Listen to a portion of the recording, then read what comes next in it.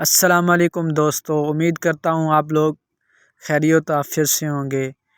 Video کو start کرنے سے پہلے آپ لوگوں سے گزارش ہے، جو لوگ میرے چینل پہ نیو ہیں کائنڈلی وہ چینل کو سبسکرائب کر دیں، لائک کر دیں اور ویڈیو ختم ہونے کے بعد شیئر بھی کر دیں۔ Thank you. ویڈیو سٹارٹ کرتے ہیں۔ بسم اللہ الرحمن الرحیم۔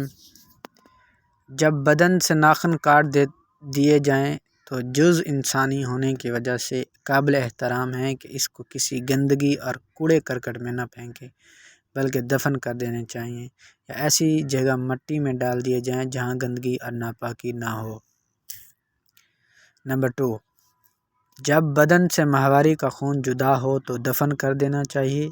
نمبر 3، جب بدن سے بچے کا ناڑا کاٹا جائے تو انہیں دفن کر دینا چاہیے۔ بچے کی پیدائش کے بعد کاٹے جانے والے ناڑے کو گندگی میں نہ پھینکیں، بہتر یہی ہے کہ اس کو دفن کر دیں۔ نمبر 4، جب بدن سے ختنہ کیا جائے تو انہیں دفن کر دینا چاہیے۔ لڑکے کے ختنے میں کاٹا جانے والا جسم کا حصہ ایسے ہی پھینک دینا مناسب نہیں، آداب کے خلاف ہے۔ نمبر 5، جب بدن سے بال جدا کیے جائیں تو انہیں دفن کر دینا چاہیے۔ بدن کے بال مراد سر کے بال ہیں، ان بالوں کو کہیں پر نہ پھینکیں بلکہ اس کو کسی محفوظ جگہ پر دفن کر دیں، کیونکہ حاسد لوگ اس پر جادو بھی کر سکتے ہیں۔